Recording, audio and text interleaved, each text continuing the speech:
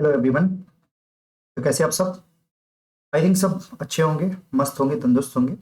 और आज स्टूडेंट हम लोग स्टार्ट करने वाले हैं क्लास 10th का फर्स्ट चैप्टर, जो कि इंट्रोडक्शन ऑफ रियल नंबर है। तो इसमें हम आज थोड़ी चीजें पढ़ेंगे रियल नंबर के बारे में, जो बेसिक कॉन्सेप्ट है, जिससे आपको सारे नंबर्स की जानकारी मिल जाएगी। क्योंकि रियल नंबर में ऑल नंबर प्रेजेंट होते हैं। इमेजिनरी नंबर को अभी हम साइड में रखेंगे कि उसके बारे में हम लोग 11th क्लास में पढ़ने वाले हैं। पर रियल नंबर के बारे में हमें इस चैप्टर में पढ़ना है, तो फर्स्ट ऑफ ऑल हम रियल नंबर के बारे में पढ़ेंगे। अब स्टूडेंट, हमें फर्स्टली रियल नंबर के बारे में ही देखना है। ओके, सो रियल नंबर के बारे में अगर हम देखना चाहेंगे, ओके, पहले पेन सेलेक्ट कर लेता हूँ मैं। हम्म। ठीक है स्टूडेंट, आप सभी यहाँ पर देखेंगे कि जो रियल नंबर है, तो रियल नंबर के बारे में जी, रियल नंबर दो पार्ट में डिवाइड है बेसिकली। अगर देखा जाए तो फर्स्ट है उसमें से रेशनल नंबर, और सेकंड है इरेशनल नंबर। ठीक है। रियल नंबर के बारे में, रियल नंबर दो पार्ट में डिवाइड है, रेशनल और इरेशनल में। अब रेशनल भी बेसिकली अगर देखा जाए तो दो पार्ट में डिवाइड है, और जो कि आप सभी जानते भी होंगे वैसे। एक है इंटीजर पार्ट, और एक है इसका नॉन इंटीजर पार्ट। ठीक है। स्टूडेंट, सबसे पहले हम पढ़ने वाले यहाँ पर इंटीजर के बारे में। इंटीजर के बारे में आप अगर बेसिकली देखें, इंटीजर क्या होते हैं? इंटीजर एक ऐसा नंबर है जिसमें जीरो इन्वॉल्व होता है। जीरो के लेफ्ट मतलब राइट में सारे पॉजिटिव नंबर होते हैं, 1 2 3 4 5, जिनके बारे में आप जानते होंगे। और यहाँ पर हम 3 डॉट लगाते हैं क्योंकि ये इन्फिनाइट तक चलते हैं। एंड साथ ही यहाँ पर उसके नेगेटिव भी नंबर प्रेजेंट होते हैं लेफ्ट साइड में, 1 2 3। ये सारे नेगेटिव नंबर प्रेजेंट होते हैं। इसमें भी हम 3 डॉट लगाएंगे क्योंकि जब भी कोई नंबर इन्फिनाइट तक चलता है तो हम सेट में 3 डॉट लगाकर लिखते हैं। ओके, यहाँ पर पूरे नंबर यानी कि जीरो के लेफ्ट में सारे नंबर नेगेटिव होते हैं।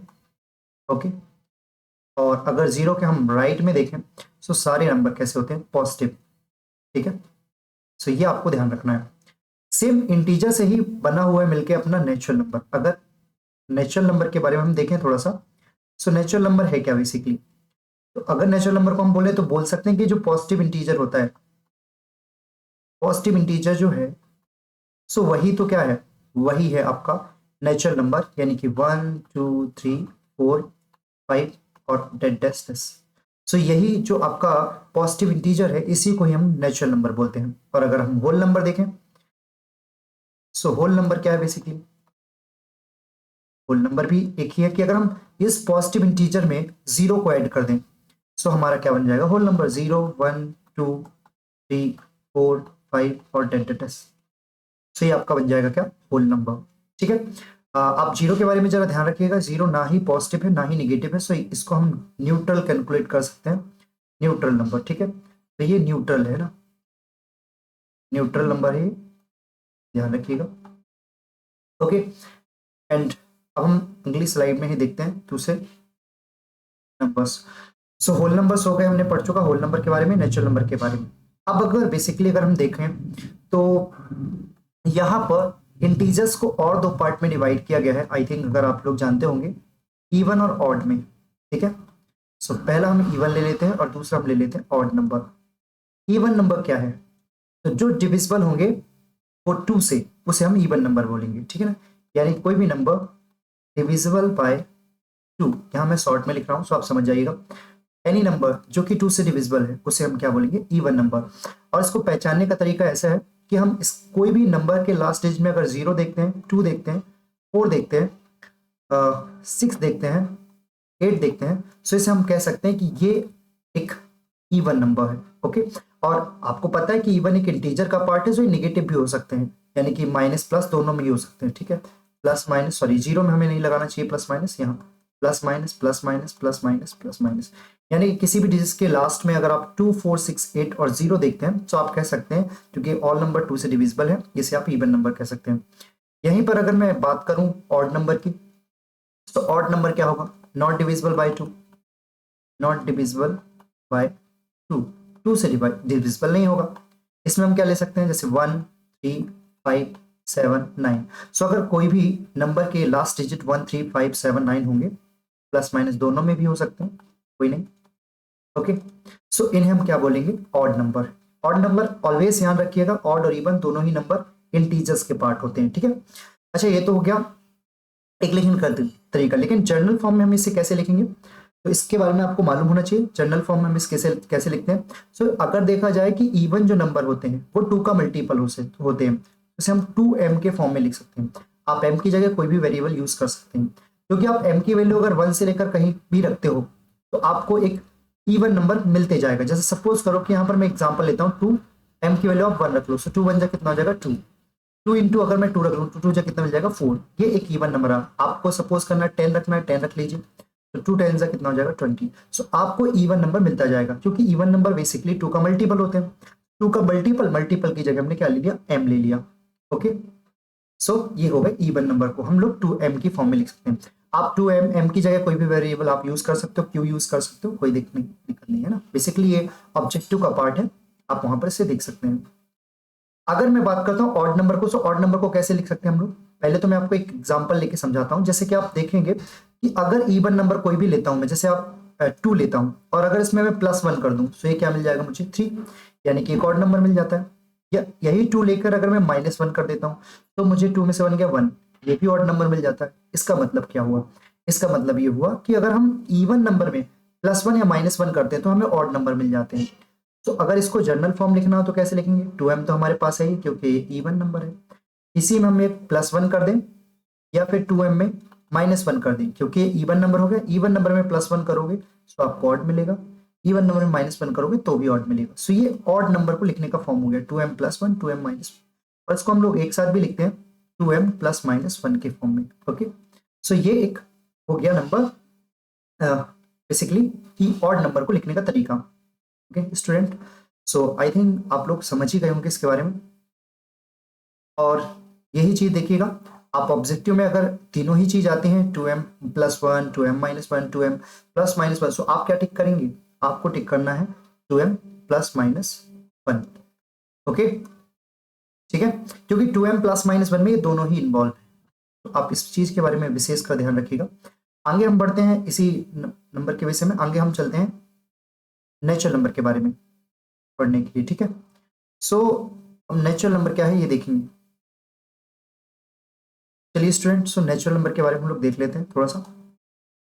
नेचुरल नंबर, अगर बेसिकली बात करूं मैं, नेचुरल नंबर 2 पार्ट में डिवाइड है, ध्यान रखिए, और आपने पढ़ा भी होगा इसको। प्राइम नंबर पहला, प्राइम नंबर, और दूसरा जो है वो है आपका composite number, composite number. Okay, so पहला हो गया आपका प्राइम नंबर और दूसरा हो गया कंपोजिट नंबर। प्राइम नंबर के बारे में आप सभी जानते होंगे, दे हैव ओनली 2 फैक्टर, इसमें केवल 2 ही फैक्टर होते हैं। जैसे आप कह सकते हैं कि या तो 1 होगा एंड इटसेल्फ, या तो एक खुद होगा। जैसे सपोज करो मैं 2 ले लेता हूँ, 2 के 2 ही फैक्टर बन सकते हैं, 2 1 जा 2, या तो 2 या तो 1, क्योंकि ये इसी से डिवाइड होगा।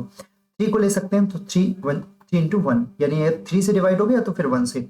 इसी तरीके से हम 5 ले सकते हैं, 7 9 नहीं ले सकते, 9 ये कंपोजिट नंबर हो गया, तो इसको हम मिटा देते हैं, ठीक है ना, इसको, ठीक है। एंड हम यहाँ पर ले सकते हैं 11 13 17 19 21 नो 23 सॉरी 23 29, ये सारी चीजें, ठीक है। सो ये एक प्राइम नंबर हो गया, यानी कोई भी नंबर जिसके केवल 2 ही फैक्टर होंगे, या तो आपको 1 मिलेगा या तो आपको नंबर ही मिलेगा। सो हम इसे क्या बोलेंगे, प्राइम नंबर बोलते हैं। ओके, अब एक बात और देखिए, जैसे हमने बाकी लोगों को लिखने का तरीका देखा, तो इसको भी प्राइम नंबर को लिखने का भी एक तरीका होता है, आपने पढ़ा नहीं होगा, 6k +-1। ओके, सो किसी भी प्राइम नंबर को इसके फॉर्म में लिखा जा सकता है, 6k +-1 के फॉर्म में। ओके, और इससे बहुत सारे प्राइम नंबर निकाले जा सकते हैं, एक्सेप्शन कुछ नंबर इससे जब हम निकालते हैं तो कंपोजिट भी निकल के आते हैं, नो डाउट।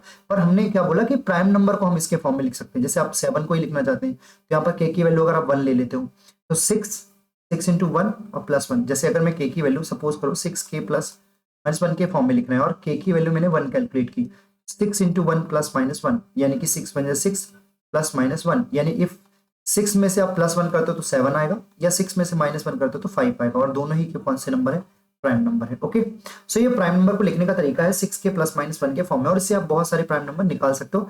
एक्सेप्शन कुछ नंबर्स हैं, जैसे अगर आप k की वैल्यू 4 रखने लगे, सो क्या हो जाएगा 6 × 4 +-1।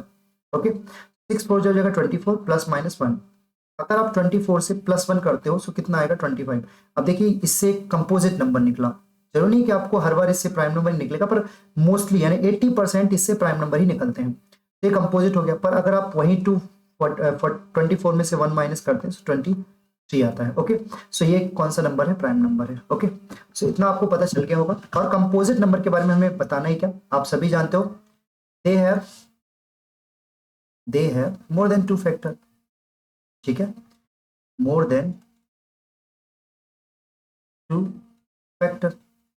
सो भाई साहब ये इसमें क्या होगा कि इसमें मोर देन 2 फैक्टर होंगे, 2 फैक्टर नहीं होंगे, केवल 2 से ज्यादा फैक्टर होंगे। सपोज करो कि आप अगर लेना चाहते हो 4 ले लो, ठीक है ना, इसके भी 2 से ज्यादा फैक्टर हैं, ये 2 से जाएगा, या तो 4 से जा सकता है या तो 1 से जा सकता है। सो इसके 2 से ज्यादा फैक्टर मुझे नजर आ रहे हैं। 6 लोगे तो इसके भी बहुत ज्यादा फैक्टर हैं, जैसे 2 3 6 1। सो इसके भी 4 फैक्टर हैं, यानी 2 से मोर देन फैक्टर जब भी आए तो उस समझ जाइए आपको कंपोजिट नंबर है। ओके स्टूडेंट, तो इतना आपको मालूम चल गया होगा। अब आगे हम बढ़ते हैं नेक्स्ट।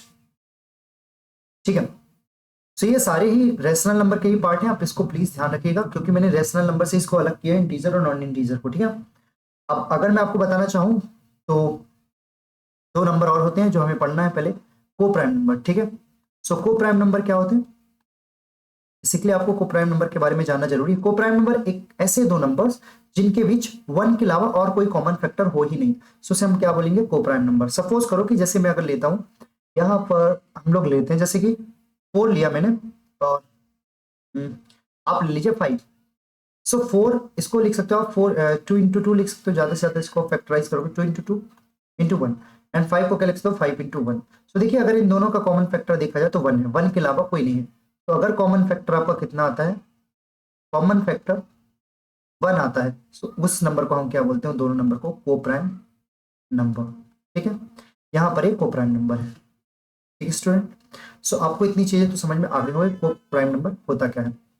राइटिंग पे विशेष का ध्यान रखिएगा अभी, क्योंकि राइटिंग उतनी अच्छी नहीं है अभी, क्योंकि फर्स्ट टाइम अपन इसको यूज कर रहे हैं। ठीक है, पर धीरे धीरे करके बेटर होगी। ठीक है, सो इसको प्लीज ध्यान रखिए, को प्राइम नंबर हो गया। अब मैं आपको बताना चाह रहा हूँ कि रेशनल नंबर के बारे में आपने 9th में जो पढ़ा होगा, रेशनल नंबर के बारे में, सपोज सो रेशनल नंबर के बारे में आपने पढ़ा होगा कि हम जिसको किसके पी वाई क्यू के फॉर्म में लिख सकते हैं, we can write in a P Y Q form. ठीक है, where Q does not equal to 0, जहां पर क्यू किसके बराबर नहीं होना चाहिए, 0 के, क्योंकि क्यू 0 के बराबर होगा सो इसका जो आंसर जाएगा इनफाइनाइट जाएगा। ठीक है ना, सो ये कोई इनफाइनाइट कोई प्रॉपर डिफाइंड वैल्यू नहीं है, इस वजह से हम इसे क्यू कभी 0 के बराबर नहीं होना चाहिए। ठीक है, हाँ ये जो पी है वो 0 के बराबर हो सकता है, नो डाउट।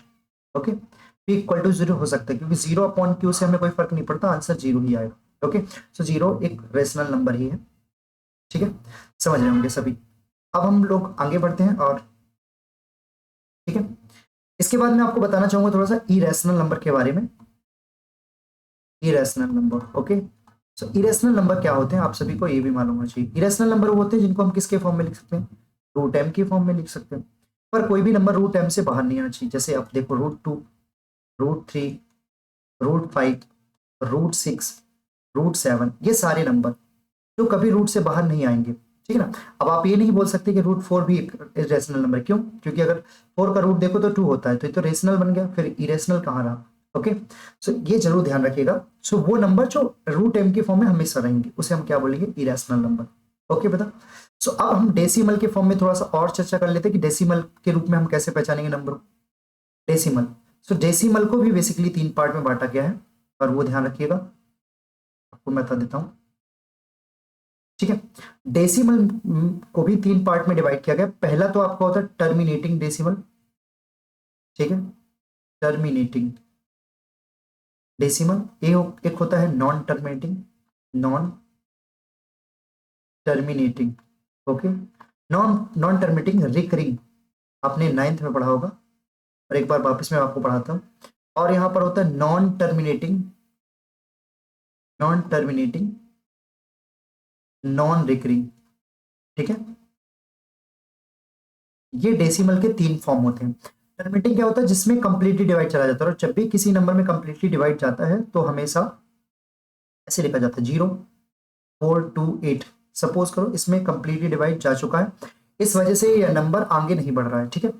अब नॉन टर्मिनेटिंग रिकरिंग का मतलब क्या होता है, जैसे मैं अगर डिवाइड दूं 4, 0, 2, 4, 2, 4, 2, ऐसे करके नंबर बार बार आगे तक चलता जा रहा है, 3 डॉट है मतलब आगे बढ़ रहा है नंबर। सो आप देख रहे हो कंप्लीटली डिवाइड भी नहीं हुआ और आगे भी बढ़ रहा है, रिकरिंग मतलब सेम नंबर बार बार आगे बढ़ रहा है, ठीक है। इसको हम ऐसे भी लिख सकते हैं 0.42 के ऊपर वार, है ना। सो ये दोनों ही नंबर जो टर्मिनेटिंग और नॉन टर्मिनेटिंग रिकरिंग, इनको हम रेशनल नंबर ही कहते हैं, ठीक है ना। मैं बेसिकली यही बताने वाला था जो कि बहुत ज्यादा जरूरी है, इसको हम रेशनल नंबर बोलते हैं, ठीक है ना, रेशनल नंबर। ओके, यहां पर अगर मैं बात करूं तो क्या है, नॉन टर्मिनेटिंग नॉन रिकरिंग, यहां पर वो नंबर आएगा जैसे कि कोई पैटर्न को भी फॉलो नहीं करेगा, जैसे 0.42879 2 कुछ भी आ रहा है बार बार और कोई पैटर्न भी फॉलो नहीं कर रहा, कंप्लीटली डिवाइड भी नहीं हो रहा, इसे हम बोलेंगे ना तो ये टर्मिनेटिंग है यानी non terminating non recurring, non terminating non recurring. Okay, ठीक है। सो ऐसे नंबर को हम क्या बोलते हैं, irrational number. Okay, irrational number, ठीक है। सो ये नॉन टर्मिनेटिंग नॉन रिकरिंग वाले जो नंबर है उसे हम बोलते हैं क्या, non sorry irrational number. Okay student, so I think तुम्हें डेसिमल के बारे में आप सभी को मालूम भी चल गया होगा। इसके बाद हम नेक्स्ट स्लाइड में लेते हैं जो आपके चैप्टर से रिलेटेड है। इस चैप्टर में हमें पढ़ना क्या, बेसिकली आपको नंबर्स के बारे में थोड़ी बहुत जानकारी हो गई होगी, है ना, जो कि आपको जरूरी था, थोड़ा सा बेसिक पार्ट। और हम इसमें पहले पढ़ने वाले हैं फंडामेंटल थ्योरम। 10th क्लास में सबसे पहले हम पढ़ने वाले हैं फंडामेंटल थ्योरम। ओके, थ्योरम, ठीक है। ओके, इतना ही लिखते हैं। फंडामेंटल थ्योरम में हम क्या करते हैं, बेसिकली फंडामेंटल थ्योरम वो थ्योरम होता है जिसमें हम किसी भी कंपोजिट नंबर को, यानी एनी कंपोजिट नंबर, ठीक ना, कोई भी कंपोजिट नंबर को, मैं शॉर्ट में ही लिखता हूं, कंपोजिट नंबर को हम किसी भी कंपोजिट नंबर को लिख सकते हैं किसके रूप में, product of prime factor, product of prime factor, product of prime factor के रूप में अगर हम किसी नंबर को लिख सकते हैं किसमें, फंडामेंटल थ्योरम के द्वारा किसी भी नंबर को हम लोग प्रोडक्ट ऑफ प्राइम फैक्टर के रूप में लिख सकते हैं। जैसे सपोज करो कि अगर मुझे 140 कौन सा नंबर है, कंपोजिट नंबर है। सो 148 कंपोजिट नंबर एग्जांपल के लिए लेता हूं मैं इसे। सो पहले तो हम इसका प्राइम फैक्टराइजेशन करेंगे, और प्राइम फैक्टराइजेशन आप जानते हो कि प्राइम फैक्टराइजेशन में हम जब भी कभी डिवाइड करते हैं, इसे स्टूडेंट एक गलती मत करना, आप लोग ने बहुत सारे लोगों ने इसको सीख रखा है कि एलसीएम है, नहीं, बेसिकली जब एक नंबर होगा 140, जैसे हम मैंने यहाँ सपोज 140 लिया, तो ये कोई एलसीएम नहीं है, यहाँ पर हम कर रहे हैं प्राइम फैक्टराइजेशन, ठीक है ना। प्राइम फैक्टराइजेशन में हमेशा हम किससे डिवाइड देते हैं, केवल प्राइम नंबर से, ठीक है। जैसे कि यहाँ अगर जीरो है, लास्ट में 140 है यानी जीरो है, तो जीरो है यानी कि इवन है, और इवन प्राइम केवल क्या होता है, टू। टू एक ऐसा प्राइम नंबर है जो कि एक इवन प्राइम है, तो केवल ये टू से डिवाइड हम करेंगे इसको, टू से करेंगे, 14 से हमको ज्यादा नहीं जाना है, तो 2 7 जा 14 एंड 2 0 0, फिर यहाँ जीरो आया, एक इवन नंबर आया, यानी फिर से डिवाइड होगा टू से, क्योंकि टू एक इवन प्राइम है, हम इसमें जो भी डिवाइड देंगे वो केवल प्राइम नंबर से ही देंगे। ओके, टू का देंगे, 6 से ज्यादा, 2 3 जा 6, और वन यहाँ पर कैरी बचने वाला, तो 10 हो गया, तो 2 5 जा 10, एंड आफ्टर दैट हम देख रहे हैं यहाँ पर 5 एक ऑड नंबर है। अब ये 3 से डिवाइड तो होगा नहीं, क्योंकि 2 के जस्ट बाद जो प्राइम नंबर होता है वो 3 होता है, हालांकि ये 3 से डिवाइड नहीं होने वाला, इसलिए हम इसको 5 से डिवाइड देंगे, 5 7 जा 35, एंड आफ्टर दैट 7 से 7 1 जा 7। तो अब देख रहे हैं आप स्टूडेंट कि हमने 140 को जो है 140 कितने प्राइम फैक्टर कर लिए, 2257, ठीक है। सो हम इसको कैसे लिख सकते हैं, 2 की पावर 2, क्योंकि यहाँ पर बिकॉज अगर आप देखोगे तो यहाँ 2 बार 2 से हमने डिवाइड किया, सो 2 की पावर 2, एंड 5 5 वन टाइम ही लेंगे तो हमने एक ही बार 5 से डिवाइड किया, सो 5 की पावर 1 इंटू 7। सो यहाँ पर हम 7 भी एक वन टाइम लेंगे। सो ये देखो, ये फंडामेंटल थ्योरम हमें बताता है कि हमने क्या किया, एक प्राइम नंबर कंपोजिट नंबर लिया और उसको प्राइम फैक्टर के रूप में कन्वर्ट कर दिया। सो ये आप फंडामेंटल थ्योरम सीखने वाले इस चैप्टर में, जिसमें हम बहुत सारे प्राइम फैक्टराइजेशन करने वाले हैं, ठीक है। सो ये बेसिकली था हमारा प्राइम फैक्टराइजेशन, ठीक है, तो डॉट लगा के हमने लिख दिया शॉर्ट में, ठीक है ना, फैक्टराइजेशन। ओके, नाउ अब हम और क्या पढ़ने वाले, दूसरी बात हम इसमें सीखेंगे जो एलसीएम एचसीएफ निकालना सीखेंगे, एलसीएम, सेकेंड पार्ट हम सीखने वाले एलसीएम और एचसीएफ निकालना, ठीक है। समराइज कर रहे हैं हम लोग इसमें, एलसीएम एचसीएफ निकालेंगे और प्राइम फैक्टराइजेशन मेथड के द्वारा, प्राइम फैक्टराइजेशन मेथड के द्वारा, ठीक है। तो आपके प्राइम फैक्टराइजेशन मेथड है मेथड, ठीक है ना, ठीक है। सो प्राइम फैक्टराइजेशन मेथड जो है उसके द्वारा हम लोग यहाँ पर एलसीएम एचसीएफ निकालना सीखेंगे, और भी चीजें हैं। थर्ड में हम सीखेंगे कि कोई भी रेशनल इरेशनल नंबर प्रूव करना, यानी इसको जैसे √3 है, इसको क्या प्रूव करना, इरेशनल प्रूव करना, ठीक है ना, प्रूफ, ओके।